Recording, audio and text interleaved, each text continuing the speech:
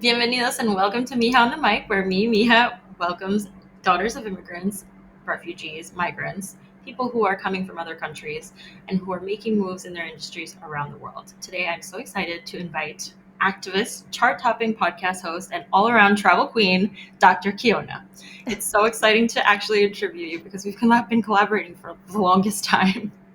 Yeah, I feel like I was your first sign up, right? You Your first, were. yeah. You believed in Um, agenda before, like from the jump. I like thank you so much for that. no, thank you. I'm always like, whenever people ask me, like, oh, what's your podcast about? I was like, I was signed by the first ever studio that produced multilingual podcasts, even before Spotify did. That's always my intro. Thank It's you. like women owned, POC owned, what is it like barrier breaker studio. So I am so appreciative. Thank you. Thank you so much, Kiona. And for those of you who don't know Kiona, she's the voice behind our hit travel podcast, How Not to Travel, which blends culture and education through travel. You can check out the new season right now on your favorite podcast app called How Not to Travel. And she's also a travel educator and consultant. She hosts trips. You can follow her on at Dr. Kiona now. That's your new handle, right? Yes. And her whole thing is about community building and making a difference through education in travel. And so I'm super excited to have her here today. So to start off, I always ask all of my Mija guests, what, where are you from? So I am originally born on Oahu Island in Hawaii, which is an archipelago in the middle of the Pacific. It's actually the most isolated place on Earth. And I was raised on the Big Island of Hawaii, or Hawaii Island, which is a different island on the same archipelago. But my parents, I guess you would say, are my mother is from Korea and my father is from Austria. So I'm those things as well. So you've got multicultural girl from the beginning. Um, what culture of those three feels the most like home to you, especially as someone who travels so much? Like, what is the culture that you feel like, yeah, I'm here. This is me. That's a really hard question. I would say that my upbringing, like in such a nature specific, and like the native people of Hawaii are so tied to nature and the spirits that live there, that I feel like all of my values start there, is in Hawaii, especially it being like the most diverse state in the United States. I mean, I grew up with like Micronesians, like Papua New Guinea, Native Hawaiians, like military people coming in and out. So I've always been around like a very diverse culture, and like me myself being biracial, I feel like it shaped how I approach the world as just like a diverse place. Whereas I feel like when I moved to mainland America, I was like, oh, like you guys don't view the world this way. So I feel like Hawaii is the place that I would say like shaped me the most. But if we're talking about food, it's Korean. Like I have to have Korean food, and as you know, I spent most of my time in Latin America. It's very difficult to find, and so I feel the most tied to Korea when we're talking about like food, or like even like work ethic, or like punishment or rage, like all of that stuff. Like it's definitely been passed on by my mother. I didn't really live with my dad, although he's always been a part of my life, and we've been to Austria every year since I was like born. So it's definitely present, but I feel the farthest from that culture. Do you speak Korean a little bit? I mean, I understand the words, and I know when my grandma's upset. um, Other than that, I don't speak Korean. I wish. That's amazing. Also, that you still have that connection. I feel like a lot of daughters of immigrants, they feel like there's like an obligation to this, like speak that language, or like they feel ashamed about it.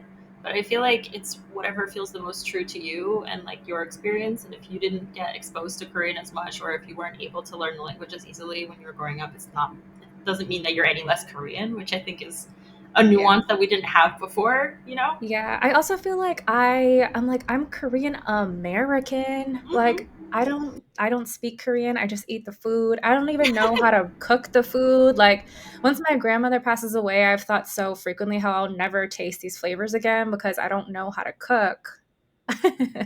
And so it's just like I have to like enjoy it now because like as diaspora, like you do lose like a huge part of yourself, but then you gain like a lot as well. So I always say like I'm Korean American culture, like not Korean. And like if I was ever to go to Korea, I would just literally be a tourist. Like I wouldn't even try to even explain the culture because I'm sure it's like totally different than like what the Korean culture that I grew up in. And I also find diaspora populations, they hold on to a very old version of their culture.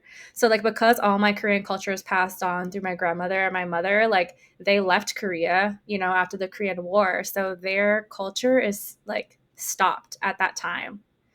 And like I look at K dramas and I'm like, you guys eat like macaroni and cheese? Like we don't do that at home, you know? Or like they have all these like fusion dishes and I'm like, what is this? Like I have no idea. They're like the waitresses at like the Korean The the chicken Korean. shops. Every Yeah. time it's a chicken shop. Yeah, it's like a robot. I'm like, yo, that's so like non-traditional. So I just have to acknowledge like my Korean culture stops in like the 1960s or whatever it is whenever she came over.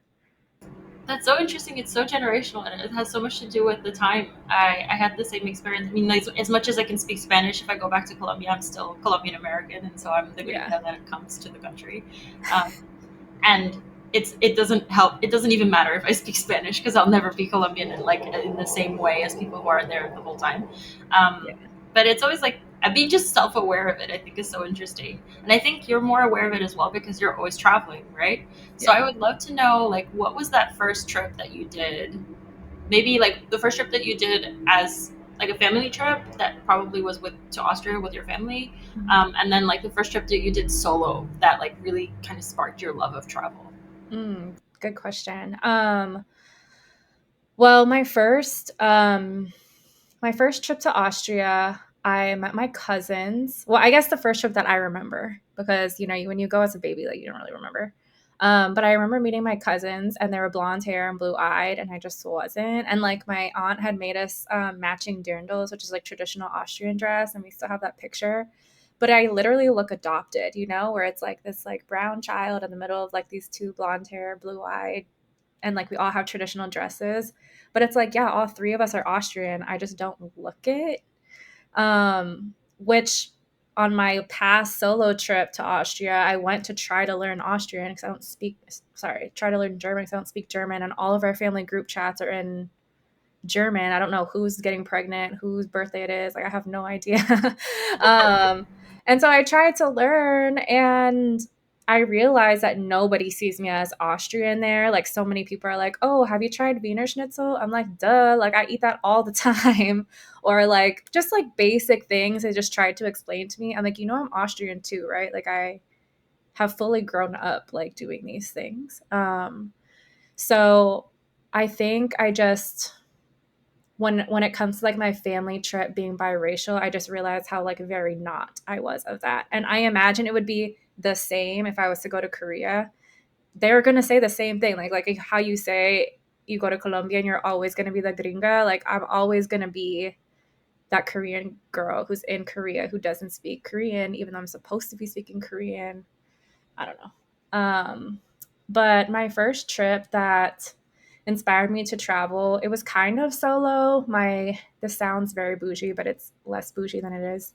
My grandfather owned a boat. He was a sailor and then in the military, and he owned a boat, and he took me from Italy to Tunisia, and it was a 2 week sailing trip, which I know it's a very privileged thing. Like I'm not saying that it's not. And I'm very grateful for it, but it's like a wooden boat. Like it's not like a yacht. Okay. We're talking about like a regular sailing boat. And so he made me clean. I had to like polish the boat. Like we had to cook. There was like limited water on board.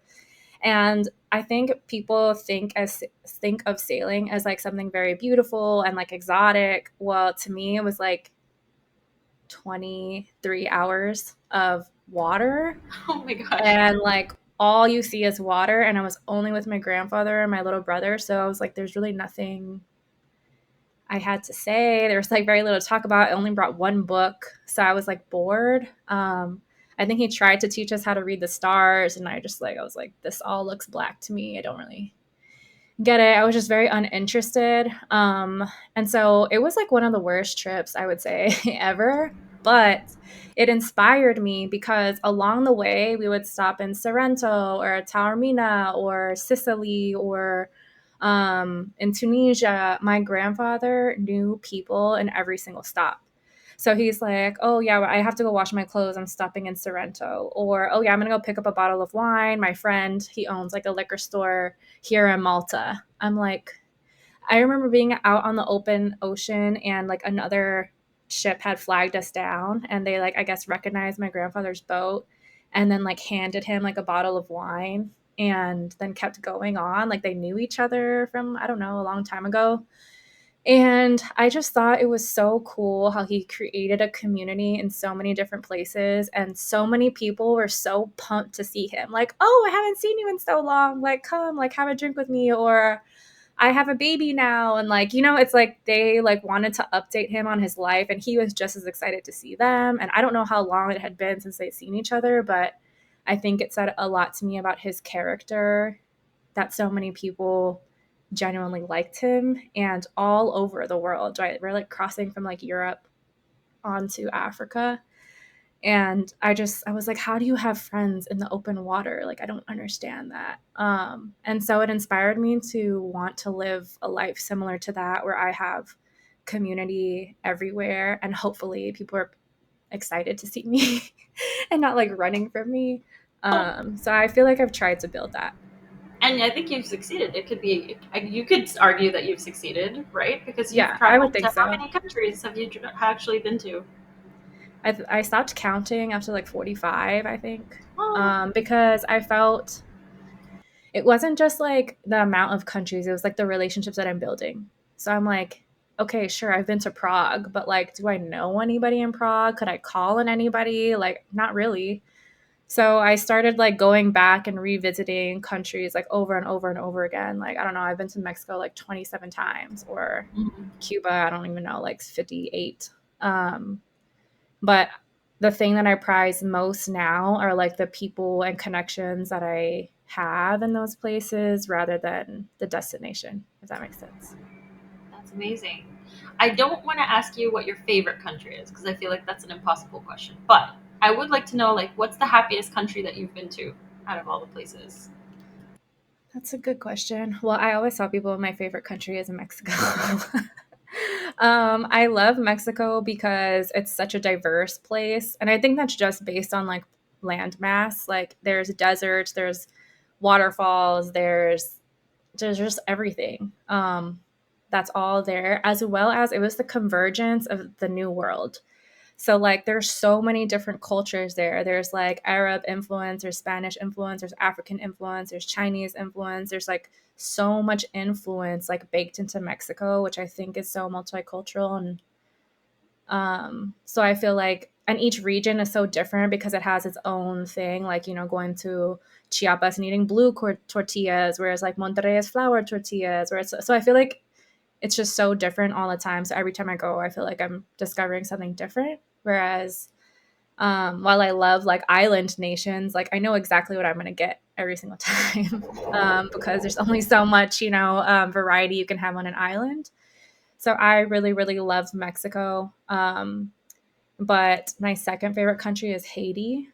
And I always say it's because it's so rich in culture and heavily masked by bad stereotypes that I don't think are I think stereotypes are based in reality, but I feel like the beauty of their culture and resilience and religion and all those things have like been covered up by bad media. And so for me, it was just like such a shocking, pleasantly surprising place to be in. Um, and the food is good. Anywhere where there's spicy food, I'm in. That's the Korean in you. Yeah. So I want to talk about your cross cultural works because I think we have so much in common with that because we both see the value in reaching across cultures through storytelling and like learning from other cultures and communities. So I want to like get a sense of, I don't know what kind of sparked that in you. Was it your cross cultural upbringing? Was there a particular moment where you were like, that's what this is. Like we have so much in common across cultures. Like, was there any kind of moment that sparked that in you? Yeah, so I think that's such an important question, and I think it's something that we don't talk about enough. And I think the answer is in like multiracial, multi upbringing, multilingual families, because we in our blood are able to hold lots of things at the same time, which not a lot of people get to. So I always feel like we're the future. But it happened when so I always have like my mom and my dad, which are like East and West. And I always say like East Asian people should never marry like European people because culturally, value wise, they are just at odds with each other. Um, but I hold both of those things. Like I can acknowledge, like to give you an example, my mom could be like, "Oh, I don't want ice cream." I know that that means that she wants ice cream, but she doesn't want to burden anybody with her wants. So she says she doesn't want any. And so the answer to that would be to just buy her ice cream and be like, "Oh, here, mom, like just bought you ice cream." That would be like a Korean way. Whereas my dad will be like, "Oh, she said she doesn't want ice cream, so I'm just not going to buy it for her." Which Very also, literal. yeah, it's so literal. And he's like, "Well, you said what you said. If that's not what you meant, why would you say that?" So he's just so logical. And I like that too because there's no guessing in it. Like the amount of times I've had to guess what my mom wanted has like driven me crazy. But at the same time, she's really good at like predicting things because she can just feel what your needs are because she's like that too where she expects the same, whereas my dad is like totally oblivious. Like I could be heartbroken over a boy and like she's like, "Well, you didn't tell me, so I didn't know." you know I don't know. So I just feel like they're at two odds with each other, but I think they equally contribute really good things, and they could be really great in certain circumstances and bad in other circumstances. And then my dad married this Palestinian woman, and she's Arab, and Arab hospitality is like next level. Like they just absorb you in as like part of the family. They give you assignments. They like, they're like, "You're one of us now." And so when my stepmom like enters my house, she like rearranges everything and she thinks that that is helpful. Like she's like, "Oh, I like moved the upstairs pillows to the downstairs. I hope you like it. I rearranged your food pantry." I hate it, obviously. I moved everything back, but instead of like getting angry, I was just like, I acknowledge that this is like the way that she shows love because that's like from her culture where they just do things, everything for you, they do things without asking. And it is genuinely helpful for them. Like for me, it's not because whatever. So I feel like mixing all three of those cultures and just realizing like where everybody was coming from culturally and that they're genuinely like have love for me and like genuinely want to see me succeed and want to be helpful, I think has helped me be able to hold the world differently, where I can just acknowledge where people are coming from and empathize with that without getting upset. Whereas I feel like the world is not like that. Yeah, there's so much about just highlighting differences rather than highlighting similarities, and like in the end, they're all just trying to show love. So Yes, I think that's really exactly. beautiful, the example that you gave, because it's all about showing affection, in fact, and being Yeah. there for you in a way, right? In Yeah. whatever way it is. Yeah. Um, that's amazing. Um, so I want to talk about your platform, and maybe we can start from what I met you as, which is how not to travel like a basic bitch. Yeah. The story goes that I reached out to Kiona as a DM and I said, "I really like your content. Would you like to do a podcast?" And at the time, you were doing a lot of content that was very much education, but like through negation, like saying, "Don't do this," right? Mhm. And I know that you had like a conscious like evolution from that kind of content into something a little bit more. I don't want to say positive, but like definitely going in a direction that's more educational. So I want to hear about that evolution and how you use your platform, and like maybe it would be good to hear like what made you start it. Like what was the thing that said I have to make content about this because people aren't talking about it enough. Yeah. So I made it because I was traveling a lot. When I was getting my PhD, we had whole summers off, so I would travel. And I just, coming from Hawaii, where it's a very, the environment is very fragile and relationships are fragile as well. So I always say, like, I would never date in Hawaii because you date one person, you break up, like, that person is related to the auntie down the street who's related to who, like, the politician that approves your building permits. Like, it gets very close very quickly. So relationships are very fragile and you have to treat each other with respect, because if you don't, there are real consequences for you. Because I grew up like that, I feel like I enter into other people's spaces with that same awareness, whereas, like, oh, it's fragile here. So I don't want to ruin community relationships. I don't want to ruin the environment. I don't want to ruin anything. I want to enter with respect and like openness and gratefulness and appreciation. And I found traveling through Guatemala, or Mexico or Honduras or just like Latin America in general, that a lot of backpackers, mochileros, I feel like they're like soul sucking type of travel. They just didn't operate that way. Like, I'm not going to negotiate with like a single mother sitting on the side of the road, like selling coffee her price. Like, I'm just not. Or I'm not going to put up my bare feet that I haven't washed in 3 weeks because I'm a backpacker who stays at hostels with no water up like on the bus, like right next to the bus driver's face. I was like, how does that, like, you don't feel uncomfortable like doing those things? And so I guess I just had never been in contact with people so blatantly disrespectful. And I decided I was going to just start a blog called How Much Travel Like a Basic Bitch, because I was just frustrated. I needed a place to vent. And I thought it was just going to be for my friends on Facebook. But I didn't know that, like, within a week of me publishing like my first blog post, like tens and thousands of people were reading it. And so I don't think I really realized the effect of my words and how fast it could travel in a digital space.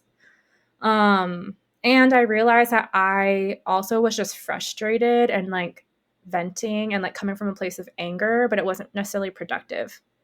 So I eventually changed over where I was like, okay, yeah, I can be upset about this, but is it doing anything? Like, is it changing anything? Is it productive? Is it encouraging anybody else to be productive, like outside of just shaming them? And I would say no. um, I think I got so many supportive DMs during that time just because nobody was talking about it and everybody was really frustrated with it.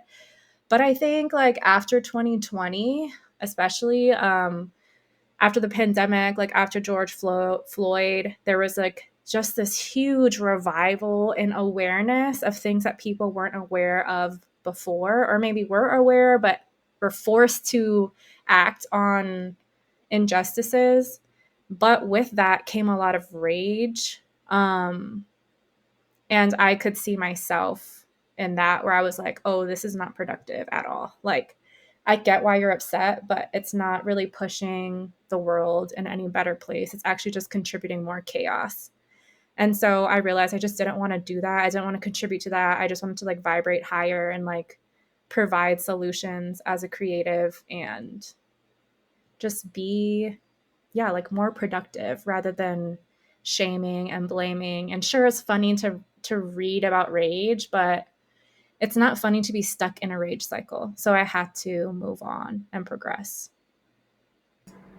And you did it so admirably, because I think the new Dr. Kiona educational platform is really standing by those values. And I want to talk about the values of offline activism, because we were talking about it before, because not everything has to be online, and I think a lot of the work that you're doing these days is not on social media. So I would love to hear you talk about a little bit about some of the work that you've been doing, and also just how you're disconnecting from the digital life a little bit, because I think a lot of us kind of feel like we want to maybe and aren't sure how, or are being pulled in a different direction around social media and aren't sure like what to make of it right these days. So Yeah, yeah, like if you can share a little bit about the offline work you've been doing. sure. Well, whenever you figure out how we can have business without social media, let me know. I would subscribe to that because I'm so done with social media. I don't know how content creators like update everything. I'm like, how do you have a YouTube, a TikTok, a Threads, Twitter, Instagram? I'm like, I can barely keep up with like one or two.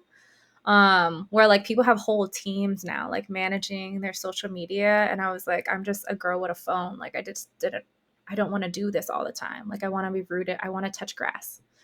But yeah, I started doing my work offline because I realized how many quote unquote activists sprouted after 2020. And I think maybe rightfully so, but they stopped at infographics on Instagram. And I talk frequently about the power of a meme and how nothing is fact checked, right? Like anybody can post anything. And if it goes viral, people just believe it. It could be like the sky is purple and they're like there will be arguments for both sides on like how it's not purple but how it is purple, but like it just is so base like outside of reality, and our whole digital space like operates on memes. Like when I think about when I where I get my news, it's all from social media, but how do I know if it's real? Like how do I know where the research comes from? Like is it being fed to me in the form of a meme? um like I see polls all the time, like poll data, but I'm like, yeah, but what's the statistical background behind this? Like, how are you getting this data? But none of that information is like available on Instagram, not like a website or something like that. So I feel like it's like the wild west.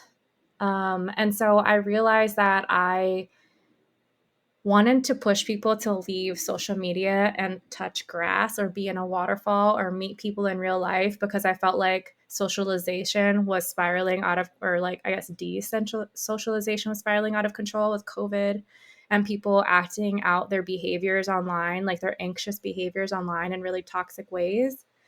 And me being the subject of them quite frequently. So I was like, I just want people to meet each other in real life because these behaviors don't exist in reality. Like there's conflict that exists in reality, but it doesn't play out the way that it plays out in digital spaces. And second of all, I wanted people to like socialize with each other. I want people, when you take away like physical space, you take away a lot of things. Like there's like body language and tone and ambiance, energies, like frequencies. Like, you know, have you ever just met somebody and you're like, I don't like them, but you don't know why? You're like, I don't know what she's giving off, but I don't like her. But you can't get that from a digital space. Like, you only get that through like this physical thing. And I just wanted to add that back in. So I decided that I was going to take all my education offline, encourage people to get offline, and then all of my programming was offline. So, like, does a meme feed anybody? Like, or even books, like authors. I have so many friends who are activists, but basically the only thing they do is they've authored a book. But I'm like, have you ever, like, you talk about garment workers, but have you ever met one? Have you ever housed them before? Have you ever fed them? Have you ever had a meal with them? Like, have you ever directly impacted their lives, like outside of writing about their lives and like advocating for their lives? Like, books don't feed people, like memes don't feed people, but like real life projects do. So I just now use my social media platform to present projects once they're already completed, or if I need fundraising, I'll fundraise online to then showcase like what we did in real life. But I try, if it's not making material difference, like I don't want any parts of it. Can you give an example? I think the one that I followed the most was the nail salon one.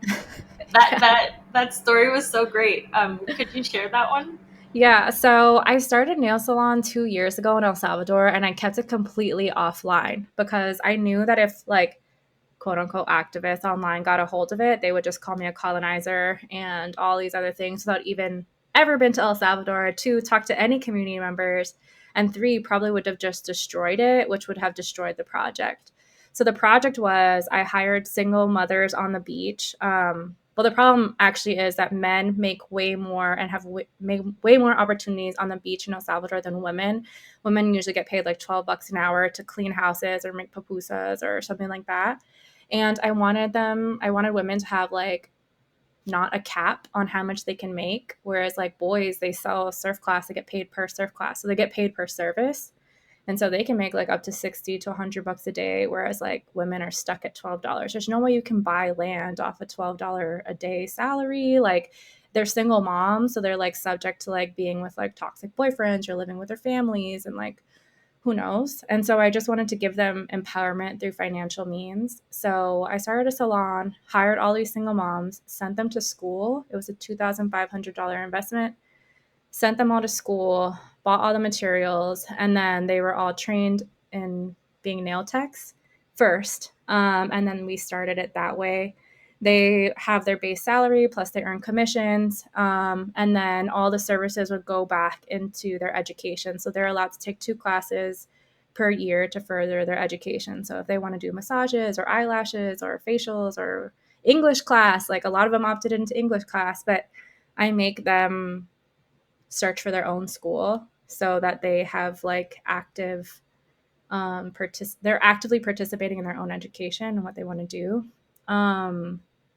And I didn't publish it online because I was like, they're just going to destroy this. And then at the end of the day, it's like the single mom who gets hurt. Like, I'm not making money off of that salon. Like, there's no way. Like, that thing is like sustaining me, you know?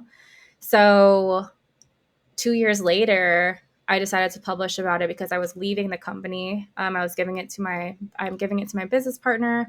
I'm moving on to a different project. And second of all, because the girls were in such a good place. Like one of them is like about to buy a piece of property. Another one like wants to open up her own salon and like feels empowered to do that. And like I think a lot of business owners would be like, oh, that's competition. But I feel like it's not. Like I think it's wonderful that she feels so inspired that she can do this on her own, and then it just provides more money for more women on the beach, right? Like I feel like we can live in abundance.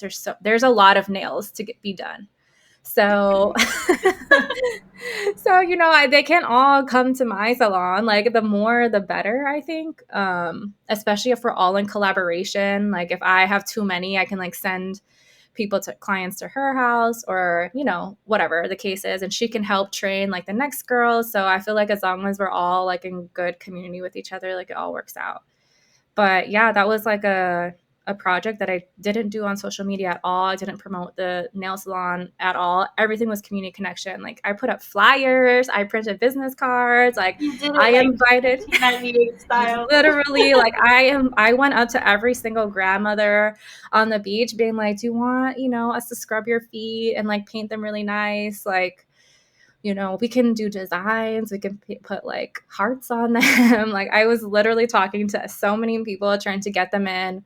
My business partner talked to a bunch of men and tried to bring them in, like getting surfers to clean their feet and like scrub calluses off. And now they come in like so addicted to like facials now. They get pedicures. Like they are That's clean surfer amazing. community now. But yeah, I mean, we just did it old school, and it was really awesome that we were able to do it without social media, because I feel like in this age, it's kind of hard to do. I think that's so admirable because you have so many projects like that. I mean, that's just one of them. Um, and I think that you found a lot of strength in the community that you've built. But of course, there's been challenges. I do want to ask you about the difficulties, though you don't have to be very specific about like any specific situation. But maybe like how you've overcome the difficulties of being a woman on social media, specifically a POC woman, as a daughter of immigrants, as every culture that you represent. And I know that you've had difficulties, so maybe something that gives you like hope. I would say how you've been able to overcome those things as a person, maybe something related to energy, because I know you believe in energies. I do too, and I think that's also helped a lot. And I don't know, I'm just guessing here, but I wonder if could you share something about that, and how you've healed from these like bad experiences on social media? Yeah, totally. So I have two comments on that. I think one, being a multi hyphenated, multi identity person, like I'm Asian and white and I'm fluent in Spanish. I don't speak Korean or German. Um, but I'm fluent in a language that I don't need to be fluent in, really. Which often triggers like Latinas who are like, she speaks Spanish, she lives in Latin America, she like thinks she can employ all these people, like, and I just find it's just jealousy, right? Like you just wish that you could do these things, and you can, but you don't have to hate me along the way just because I'm doing it. So that's one. I think that the internet doesn't have space for multi hyphenated, multi identity people. And that's been really difficult for me because, as somebody who speaks English and Spanish and AAVE, because I was, lived under poverty line until I was 27. So the communities that we're living on were predominantly Black and Latino when we moved to mainland Texas. So when we moved to Texas, it was Black and Latino. So those are the languages that I'm speaking 24/7. In a podcast, I'm just going to talk regular English, but that's not what I would talk to my friends in or my, colleagues in. So I think seeing somebody who looked like me talk all of those languages is very difficult for people to comprehend because they're just not used to seeing like multi hyphenated people before. Um, and it really used to hurt my feelings because I was like, why are they making me fit into this thing? Like, why can't they just accept me for who I am? I am just like a very well rounded person. Like, I'm sorry that you didn't have the access to those things. And like, but never at any point did I want to be less. Like, I'm so proud of all the cultures and all the experiences that I've had. And I just realized that I just have a very global point of view of the world, whereas America has a very America centric view of the world. And which is why I really love immigrant. Um, I really love children of immigrants because they also have like a global perspective because they're usually oscillating between like all these different parts of the world and all these different languages. So I find that they're the people I gravitate to most. And it doesn't really matter. You could be from Ghana or Colombia or India or whatever. It's like kind of the same thread where you're just like oscillating and like you don't fit in any one box. So I think it's been hard to navigate that in the digital space. And the second thing is like doing projects that actually change people's lives and looking how I do. I think is also triggering to people because I think people don't. I think people have like profiled. I don't. Okay, you might have to edit this out, but I always say like if I wasn't confident in myself, if I wasn't proud of myself, if I wasn't happy with how I looked and presented how I do, and if I wasn't so confident, I bet people wouldn't attack me so much. But I feel like I am all those things, and I'm not really apologetic, and I do say wild things sometimes where I like review what I've said and I'm like, oh my gosh, yeah, I probably shouldn't say that. But at least I had the balls to say it and then can like apologize later or whatever, evolve my thinking. But I think when you operate so unapologetically online, it threatens people who do feel shame about their bodies, about how they present, about their ethnicities, their identities, what they believe in, their education levels, how they're not creating anything or not contributing to the world. And so when they see somebody who is doing all those things and who seems like they have it all, I think it's very easy to become envious and like want to tear that person down. And I always like my mom always said like don't dress like that. You're going to bring too much attention to yourself. And I'm like, why is that a bad thing? Like obviously I want attention, but I understand what she was saying now is that she was just trying to protect me from envy. And it sounds so conceited, but I feel like everything was based in envy. Like all the attacks I received from like just verbal attacks and people being like, you suck or you're a colonizer or whatever, to like actually coming, like I had people come to El Salvador trying to find me and hunt me down. Luckily, I have a community there. So they were chased out of like this indigenous neighborhood where they're trying to convince people not to work with me, saying I don't pay them, but I pay them all the time. I literally like built a house in that neighborhood for indigenous people. It's like a whole indigenous family. So they were chased out because they're not rooted in that community. It's like a lot of people like virtual signaling on the internet thinking that they're standing for something, but really are destroying real life relationships or trying to. And that just to me shows that they don't have a real life community and I wish that they could. And when they see somebody who does, they just try to ruin it. So I guess I just learned to one, I feel like every destruction cycle I've been in has just been a redirection to put me on the correct path. I think sometimes I sometimes I'm not on the path that I need to be on, where I'm concentrated on my passion and my heart's work and like really making a difference. Sometimes I lean into my own ego or things like that. And I think when I get attacked, I've realized to recognize like when the spirits are telling me like, hey, you're not on path, we're redirecting you. So now I don't see them as like an attack on me as a person. I just see it as like communication from like another world that like we need to move along or like we need to concentrate on like what's important. So it's just like a reframing in my mind now.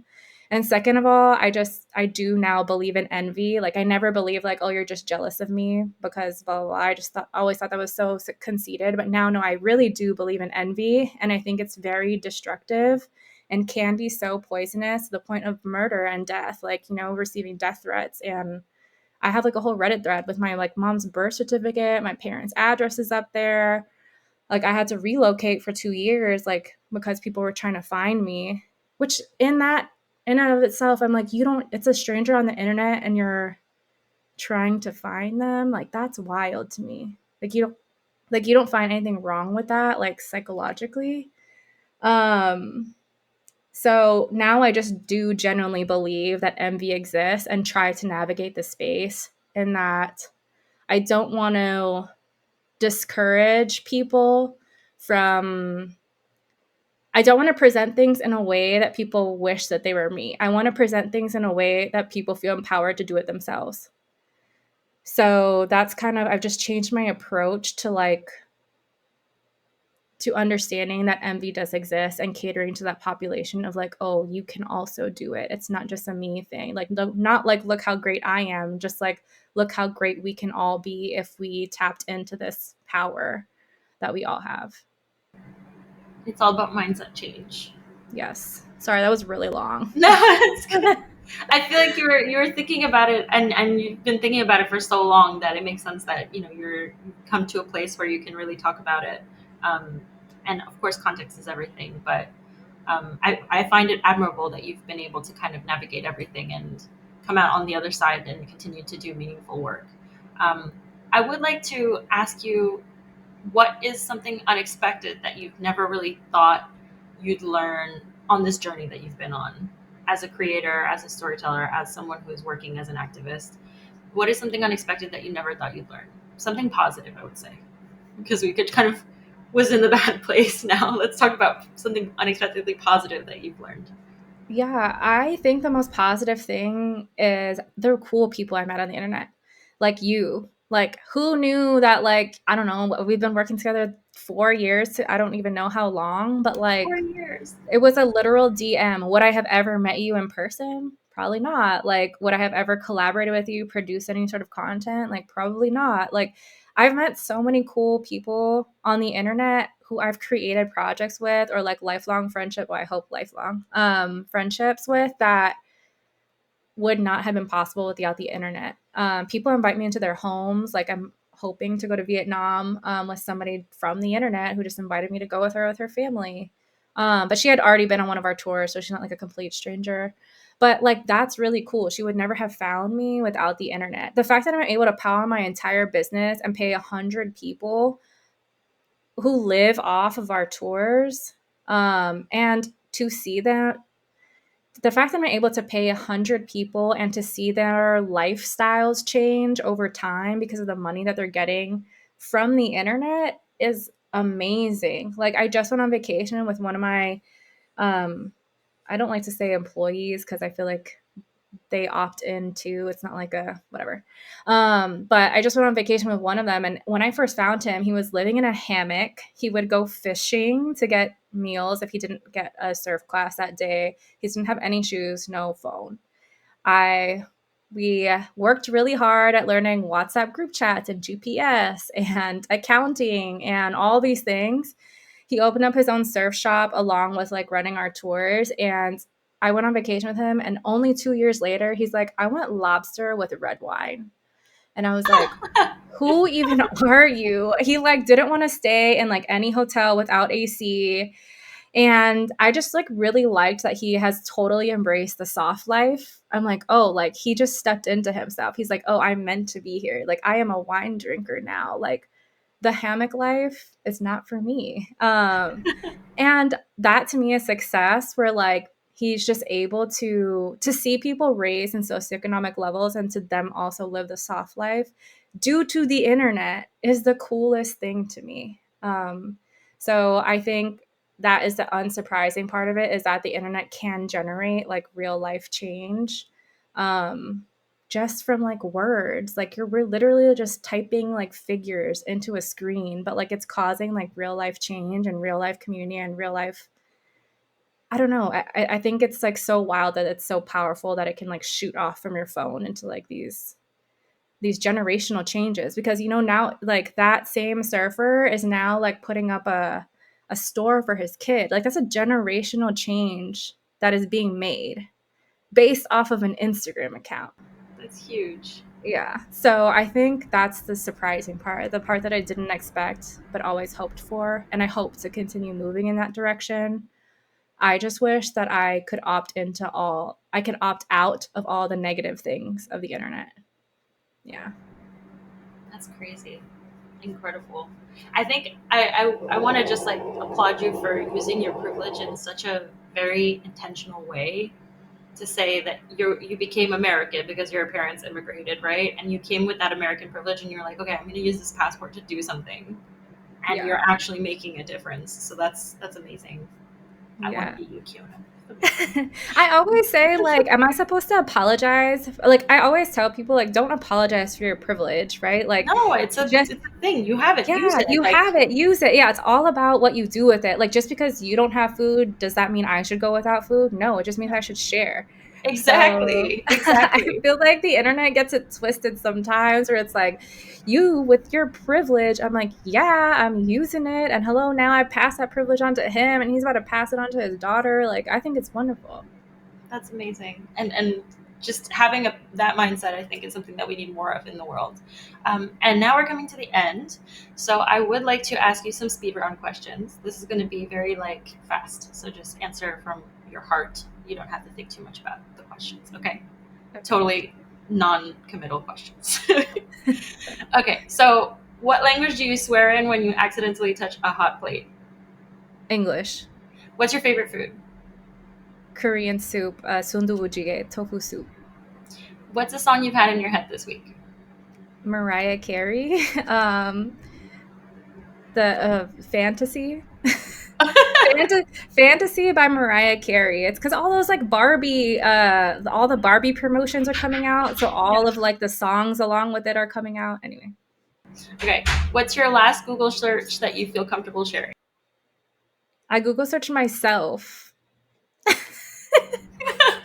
You just always Okay. gotta, check what's being published Check about what's, you. yeah. Keeping tabs. All right. What is your most embarrassing dream? Yesterday I had a dream about my ex-business partner, and how she like really wanted to go on my tours. And I was like, what are you doing here? We did not split in a good way. So that was my dream last night. I wonder what it means. Okay. And that's it. Thank you so much for your time, Kiona. Tell our listeners where we can find you, where they can book a tour. So people can find me on Instagram at Dr. Kiona, but you have to spell out doctor. And then you can find my podcast at How Not to Travel Pod on wherever you get your podcasts. And you can also find our tours at reroutetravel.com. Amazing. And one last thought for our Mijas out there. What's one piece of advice that you would give to a daughter of immigrants who's kind of questioning, maybe taking the leap and maybe starting a business, or even trying to feel the most authentic self on social media? What would you give them as advice? That you're not going to fit. Like, you're not going to fit in the box. So don't even try to fit in the box. It actually allows you a space to create and to be the first. And there's no mentors along the way. There's nobody to tell you what to do, because oftentimes we are the first ones that are multi hyphenate of your specific thing. And there is no rubric, which means it's like an open space. You can do whatever you want and you don't have to fit in anything. The world will fit to you. That's beautiful. Thank you so much. Thank you.